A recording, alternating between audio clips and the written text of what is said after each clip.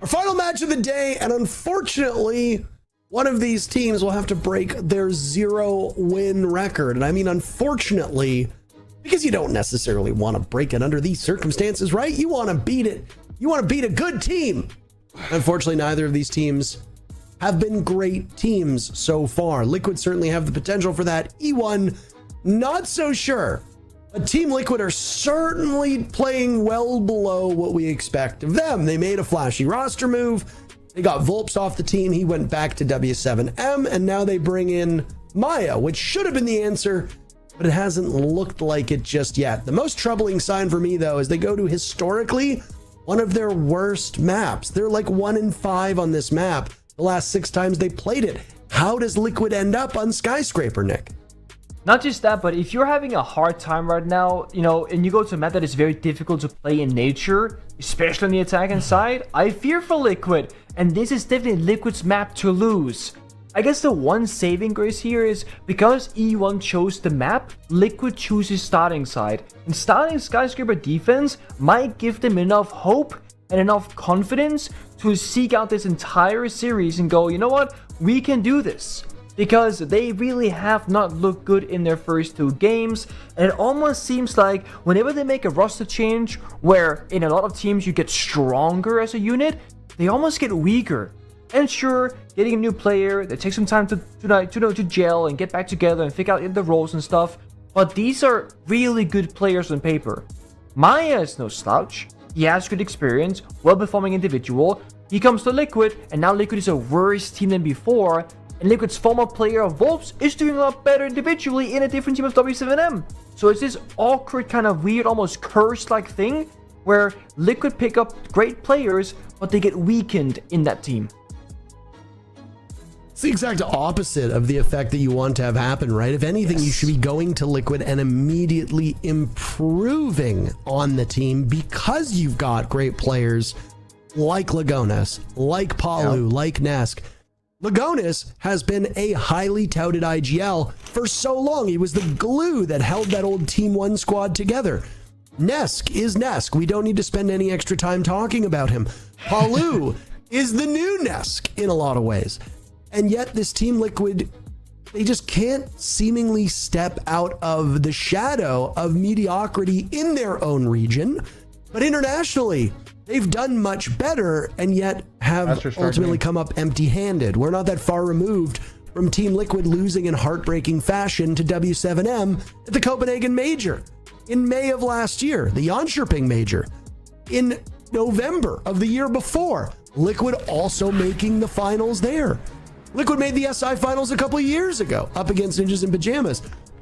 This team has had a lot of opportunities to win it all and have always come up short. The only time that Team Liquid has prevailed when it comes to a big international event was the Atlantic City event that happened in 2018. The copium that Team Liquid fans huff on is the OGA Pit event. Oh boy. Nobody cares about the OGA Pit event. You have to win something big. It is confounding. It's almost personal to me because I desperately would like to see Nesk win it all from a storyline perspective. I think it would be good for our esport, but that clock is running out and it sucks to see a great player losing his grip on the dominance that he has held for so long. All that said, that's just Team Liquid. That's not even talking about E1, who are an intriguing team. E1 had some good looks, if you recall, in the previous stage last year, but unfortunately, they have not looked mighty good so far. They entered today in second last place. Operator bans are coming in, Nick. Ying, the most banned operator in the region and across all of competitive R6, has been banned out. This is the first Flores ban of the stage, by the way. Valkyrie flowing between the most banned and the second most banned defender. Kaid has a couple bans as well. Shouldn't shock you that he's removed from action. Anything that really stands out to you? The only thing is, and this is not like a big standout, but Team Liquid chose to ban the Kaid despite starting on defense. And I mean, of course, they're doing this because they eventually have to go on the attacking side as well. And they probably fear attacking against the Kaid because it's so difficult to reach those walls if he's open. But I was kind of seeing that maybe they would just like try and strengthen the defense as much as possible, because you have so many power operators, right? The Asami, the Fenrir, the Solus, it's all open for the taking, and you're probably gonna see 2 of those 3 operators being played pretty much every single round, because it's silly not to. So on the other side, I guess they have enough strong operators to play with. They can remove the Kaid and still have a good shot on the attack when they get there. For E1 though, this is really just all about Liquid, right? If they lose, they're in the gutter, they're in the basement, but E1, they're the team to make this happen. They need to beat Liquid. They will not just lose by themselves. They're not doing that poorly. They can figure it out. E1 will start off with what I love to see on Skyscraper, a good old Monty push. Typically, we'll see you walk up the back staircase straight towards the bomb site and just trying to assert dominance with the Monty operator. But E1, so far, they're still showing presence across the entire map. At the 30-second mark, there we go. They're all rotating towards that back staircase, side window repel, and it's Monty, Grim, and Capital, the 3 very strong operators for them. And the only real counterplay for this attacking lineup is gonna be Lagonis in the smoke and a single C4 from Palu. That's like the strategical elements in play from defense versus attack. First couple rounds will give us a really good look as to how Liquid can do on this map that does look okay for the defenders more often than not. Team Liquid also announcing that they brought on an assistant coach. This was posted at the onset of today. It's been impossible to watch Liquid matches without going on social media and seeing the unfortunate reception that Hugzord has received as the coach of this team. I wonder if the assistant coach will help at all in preparing this squad for greater fortunes. A minute and a half of action though, and E1's focus is on back stairs. This is a karaoke and T defense from Liquid. Playing again in all caps. Fascinating choice. Opening though, favors E1. They find their first pick onto Maya. They shut it down. Tank is established. Can they get it down though? Well, E1 bulldozing Liquid. Maya and Lagonis are gone. Resets will follow. Palu and Nesk searching for a kill, any kill whatsoever. Not even a single point of damage has been done to E1. I mean, here goes Perez. He's the only one that's died. Nesk in a comically bad position. What is happening there? Em's finishing off Nesk. There is nowhere to go but down. And E1 only lose 1 player in round 1. I don't want to make the first round be the defining factor for the future, but I am very worried for Liquid. Just, right off the rip here. The plan goes down pretty much flawlessly from E1. Liquid, the second they see or hear the Monty, they should know the exact circumstance that is happening and like what the win condition is for the attack. And yet with that knowledge, Palu will die in that round with C4 in pocket. They don't even try to deny it. They don't try and deny the guy in the window. They don't go below for verticality, and they lose every single gunfight in the round. It's a really bad start, and it's very worrying for me because this is Skyscraper defense, and it's a weakened Liquid that has done really poorly so far in this stage. We are hoping and expecting to see them come out swinging here because it's such a strong favorite side to be on Skyscraper defense. We saw it earlier in the Phase by Dragons game. Both teams only got 2 rounds on attack out of 6. It's a 4-2 half. In the very first opening round, E1 have done half of that, and it was looking very one-sided. There has to be a wake-up call for Liquid. Like in the second round, big changes, confidence, getting active on the map, getting aggressive, because Arthur will keep forcing the Monty as long as it works, and if they can't problem solve the Monty, it'll keep coming, they'll keep struggling, and they'll keep losing rounds. Well, if the first 2 rounds are any indication of where Liquid will be in this game, you're not obviously having any hopeful signs after Palu, who's the only one to get a kill in round number 1. E1 brought the Monty and will do so yet again. As Arthur was guided up those back stairs in round number 1 with an escort. Will he be escorted this time? Over towards his office bomb site on the top floor, but the other side of Skyscraper. Not uncommon to see teams defending this part of the map in a similar fashion. Wait, did that? Oh, okay, the Kiba barrier actually did go. I know that with some of the shaped items in the game, it can be a bit wonky. I know that there's times where you'll throw it like a couch and only a tiny bit will pop up. That's quite bad. Reset's trying to plug the hole in office, though. Not much geometry to work with there, and he gets felled by Arthur. Wait a minute! What is the Monty doing in? Oh, he takes down Lagonis as well. He storms through the back of the bomb site, and Liquid are scrambling to find their footing. Nesk now taking some damage. He gets on the board. His first kill. Only one will be had. Palu still standing, but he's the only one left, and he's killed in Terrace. 2 rounds and only 2 kills for Team Liquid. Say what you will about their performance up to this point, but this is a worse start than I think either you or I could have imagined. And props to E1 for taking full advantage of the deficiencies that Team Liquid have made so obvious. I think you call it timeout. I mean, it's too late to happen now, I guess, but I think if you're Liquid, I think genuinely, you pull the brakes on this, and you just go, guys, we gotta talk something through here, and especially try to play around the Monty. I said it will keep happening. The way you play Monty, especially if you're someone like Arthur, you will force it until it no longer works. If they keep winning these rounds, Monty will keep being brought, and Liquid are not doing anything in their operator lineup to deal with this particular operator. Yeah, they're bringing one more C4 in the round, but they don't even get to use it. This is very worrying. That stat line earlier, the 4-2 halves favoring defense, for Liquid to match the expectations right now, they need to win 4 rounds in a row.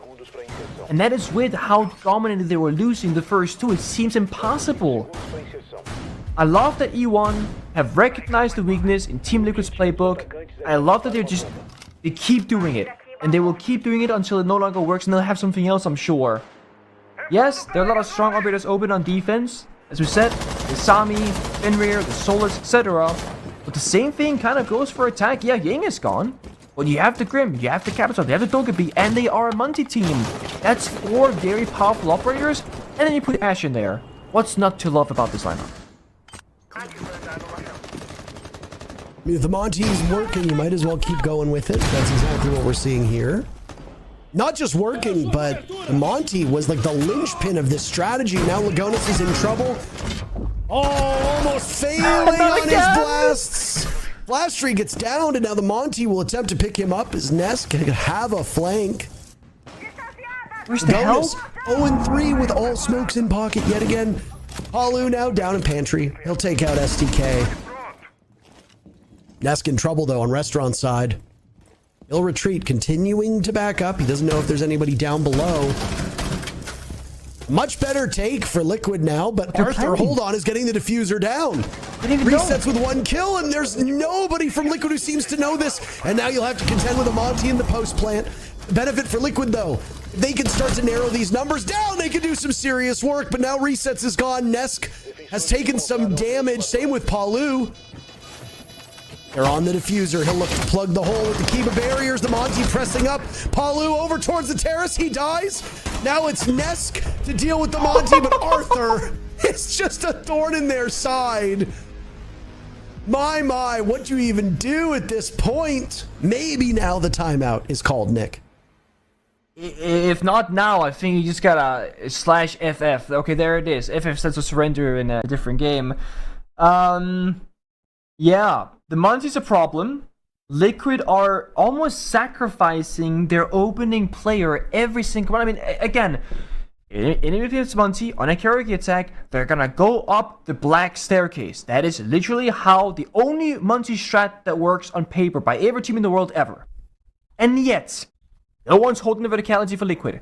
There's no C4. The Toxic Babes aren't coming out. Monty walks up, presses V on his keyboard, knocks the smoke back at his back, and he's dead. And that's it. Then, okay, Power gets a kill. They're stabilizing, it's looking better. But then they're planting, and Liquid have no idea, despite being 3 people on the bomb site playing Geisha, playing Red Staircase, and playing inside a T-bomb site. I hate to be super overcritical, but there is nothing good that I can say about Liquid. Actually, Paulo, great job getting a kill last round. That's really as far as I can go, and that's where it ended, basically. I can't believe that they would go to Skyscraper again. I mean, when we saw it on, I believe it was the first play day, when they went to Skyscraper and CDAPS was like, they're 1-4 on this map the last 5 times they've played it. And then they went 1-5, and now they're, it's a very high likelihood they go 1-6 as they've lost 3 consecutive defenses. And we've also lost the server. Oh my. 2 rounds in this match. E1 read into that and do exactly what is needed. And hats off to them for it. But there was very little pushback from Team Liquid. They got rolled over. And obviously, that's not up to Liquid standards. That's why they called the timeout. I don't know if this map is the map for Team Liquid, but it's where they have to play on. And right now, there's, potentially 4 more rounds for Team Liquid to try to get their head on straight. Yeah, I'm off the same mind. It's E1, they looked really strong, but it's also not hard to look so strong if your enemy isn't really fighting back and countering you actively. And it surprises me greatly that it takes 3 round losses and a tactical timeout before we see an R6, for example. And the funny thing is, E1 are no longer playing Monty. Because when your opponent makes an active effort in countering your previous win condition, you're obviously gonna change off of it. So, Liquid, okay, maybe they thought the Monty was fine in the first round. It goes bad. They try again, it goes bad. They should have changed faster than a 0-3, but at least it's happened. Now E1 are gonna go to a different win condition. They still bring the Dokkaebi, the Grim, etc. But now they have more guns available.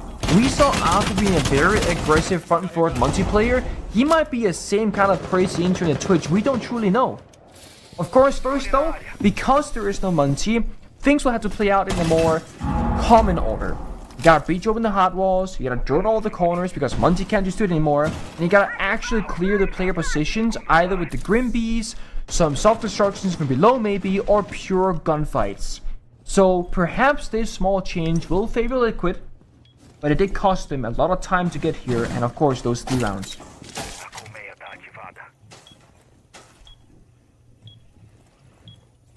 Versus losing to 1.5, we've been wondering why the Orcs would get played. Lagonis doesn't need it as he removes the head off of Arthur, who for the first round opts not to go under the Monty. Instead the Twitch. Palu nails the Nitro cell. Hold on a second. What have you done with the Team Liquid from the first 3 rounds? There they are. Is it them all along? Resets walks up to a window on an upside down rappel. Perez wins that fight. Emps eliminating Palu, and suddenly this is far more winnable. Nesk over by Bar, taking out long range. Maya now being softened up too as Lagonis will attempt to retrieve his teammate before being flashed out. E1 are being very proficient here. They've also dropped Lagonis. Maya will drop down himself with the UMP in hand. This is not typically the gun you want to do some serious damage, and he does not accomplish anything. 5 unanswered kills from E1 after Liquid get the first 2 picks, and it's 4-0 for E1.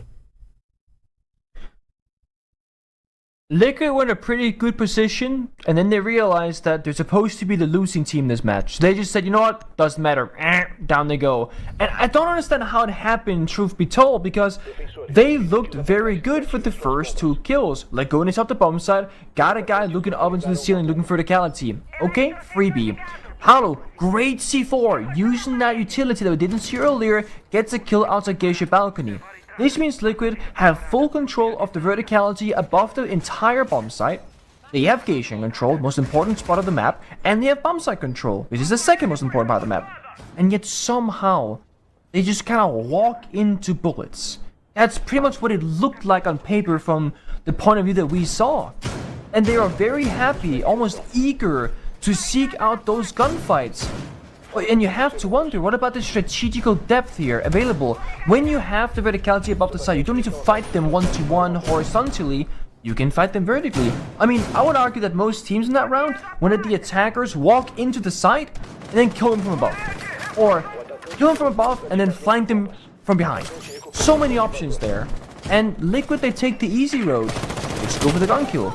Maybe when you have players, you know, like Nesk, like Paulo, now like Maya, you'd expect them that would be a good playstyle. You know, we see the new BDS over in Europe. They have 5 amazing gunners. They will go for those gunfights, but win them. Difference here just is that Liquid are pretty much losing almost every single engagement. Just very out of character for Liquid as well. Like, even if Nesk isn't Nesk of the old, you still expect him to be able to match up against some of these players, and it's unfortunately not what we've seen from a match perspective. I just want a good game. That's really it. So far, this has been an excellent game. If you're a fan of E1, if you don't care about either of these teams, maybe there are technical masterpieces available elsewhere.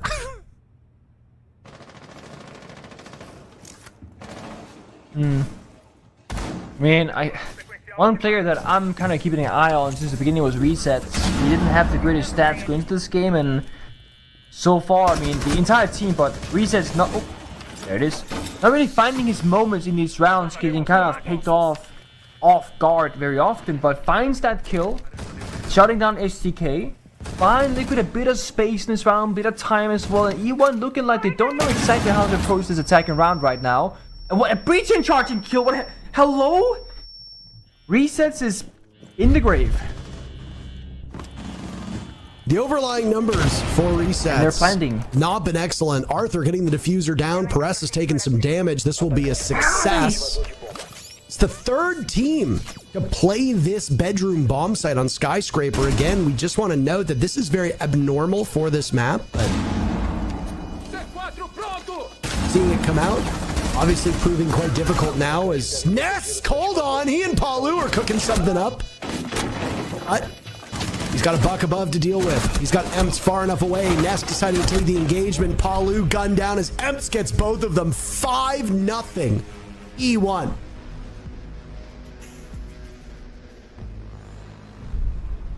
They mavericked from lobby door through the master bedroom closet wall to walk in and I've never seen that before. And you know how it happened? Resets keep a barrier off the door, which gave them cover to then maverick the wall, and then Resets died to a breaching charge in a live action round. I mean, it's absurd to think that you can maverick through and just walk in and plant, and defenders, again, they don't know. And to make matters worse, Liquid had upstairs control for a short while, but they pretty much surrendered it to fight them on the side because they planted. And E1, they played a phenomenal post plant, by the way. They can play outside the building the door, see through those maverick holes, and shut down the plant that way. And the bug player walked out above on the verticality and destroyed the subfloor and could see the diffuser from above. E1, while they are winning a lot of gunfights, Liquid are doing puzzling things, they are playing a strategically sound round here all the way throughout. It started with some Monty, then it became some Maverick verticality stuff last round, and now they're playing Deimos. Like, E1 are showing depth. They are teabagging the default camera outside that Liquid was watching. That is some next level disrespect.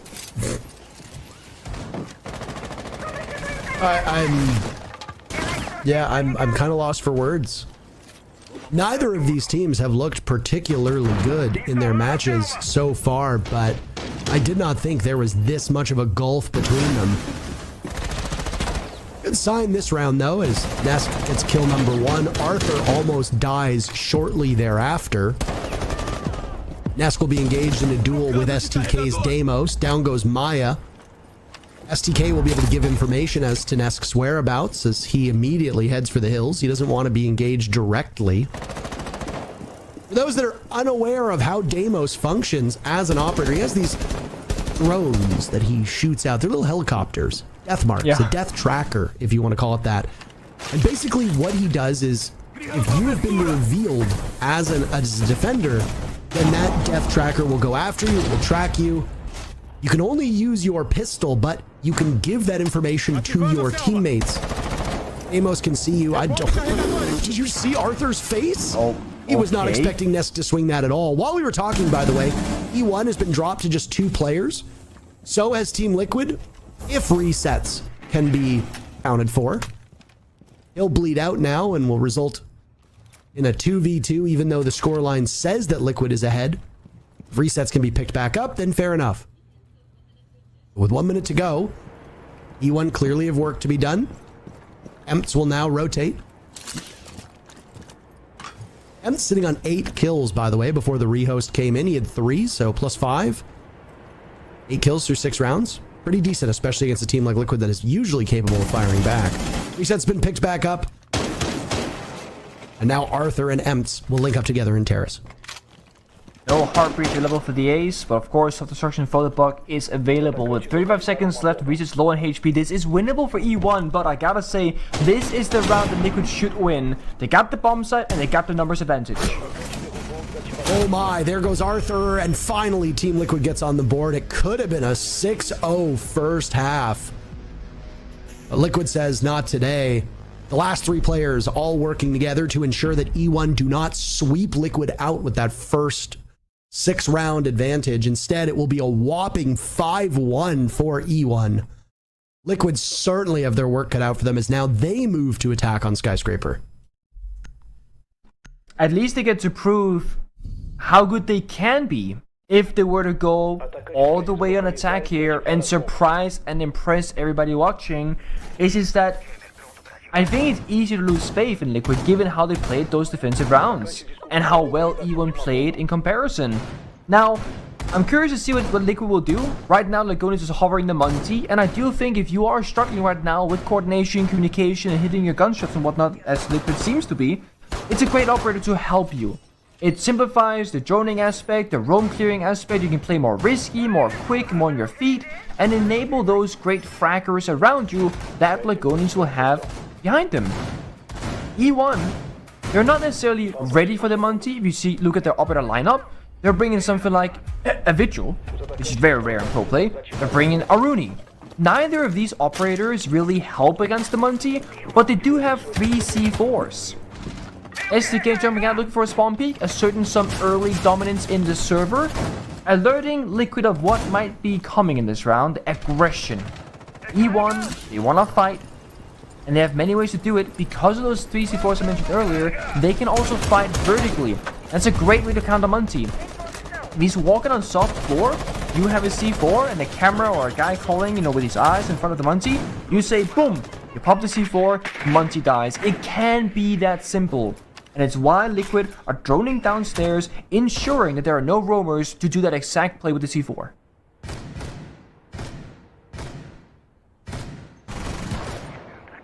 I do like that they're bringing the Monty themselves. If it is even half as effective as Arthur's Monty was on E1, then that should guarantee Liquid at minimum 1 round, potentially 2. Eskel solo entry now, down in restaurant. Let's see if a drone was escorting him or not. Resets and Palu are not too far removed. Resets on the exterior of the building. Palu down below, and there go the bees? Swing from Perez, and Nesk reads into that one perfectly. Where the EMP goes off on the stairs. Nesk losing a lot of HP in the process. There's the Vigil lurking in Geisha, but direct fight from Nesk. Up the main stairs. He's good enough for 2, but E1 suddenly firing back. 2 of their own, and there's the Monty to antagonize Flastry in this position. Lagonis is very low on HP. There's no real explosives to deal with him, not that we see present unless the Nitro Cell of Emps can get into the vicinity. Flastry almost gets Maya, who seems to hang suspended in motion. They know that they can't go through Dragon side, so instead Terrace and Drum will be the main focus for E1 as they rotate back around if they want to pressure that part of the map. They don't need to, though. If there was a team karaoke bomb site, Liquid would be in excellent position, but they're not. So instead, now it's Liquid's time to take care of Dragon. They'll buck open the wall while Lagonis waits for the sign to go forward into the great unknown. 30 seconds remaining, Nick. And they'll fight on main stairs. There goes Arthur, the advantage for Liquid now. The attackers doing decently well. Prolonged bit of action. There goes the Nitro cell. Down goes Lagonis. Diffuser will be dropped and surrendered too, as Emps from long range has been the hero. 11 kills so far. How about a dozen?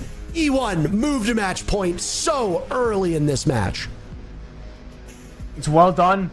Again, they fight the Monty in a good way. Multiple players together. Lagonis was never allowed to drop that extended shield and go for a melee or for an ADS kill. I will say though, when it came down to the 3v3, Liquid did a great job at playing around Lagonis. Monty went in, had the yellow ping, had the information, and then they won their gunfights. But then that utility play, this C4, the second that Monty falls, so does the round. It's a very simple win condition for the attack inside of Liquid, and it almost worked, but almost isn't enough, especially under these circumstances. It's 1-6 if you're Liquid, and you're on attack skyscraper. It's like, statistically, it could not really get any worse unless it started as a 0-6, and this would have made it 7-0. That's really it. But they gotta work through it, they gotta keep fighting, there's no surrendering here in pro play, and of course, these points, they matter so much. It's still early in the season. This is their third match.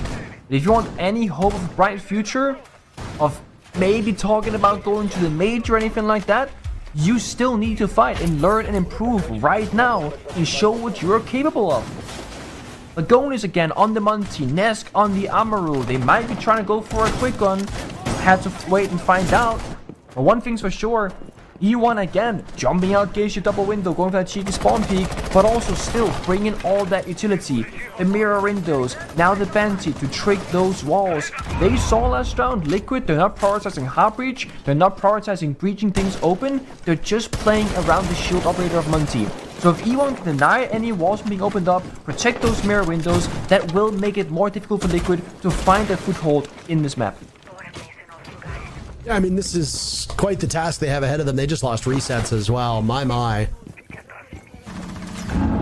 E1 looking for a 7-1. Nest with a kill and Maya another. Suddenly, this round is not as lost as you would have expected, but there goes Nesk. Maya walking in, taking some damage now before reducing Perez to nothing. This has been fast and furious. 1 minute off of the clock. Hold on a second. No. STK taking out Palu. They know that Maya is backstairs. And who gets that final kill? That's what they might be deliberating on. It's STK to do it. 7-1 the scoreline. Maybe not the result that we had ever imagined. It's our fastest match of the day, and might even be the fastest match in all of Brazil. Prior to this game, it was a 7-2 victory for Vivo Keydstars over Fluxo as the most lopsided result. E1 beating Liquid 7-1, shoving Liquid down the standings even more than they already were.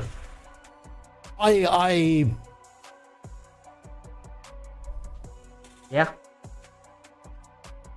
It's a lots of word situation, and it comes down to E1 playing a good game of Siege and Liquid equally playing a really poor game of Siege. And I hate to be so critical of it, but no one can look at that game and go, oh, E1 they're amazing at the game. Liquid are just, they're not as good. No, that was a really, really poor showing from a team that we expect much more from.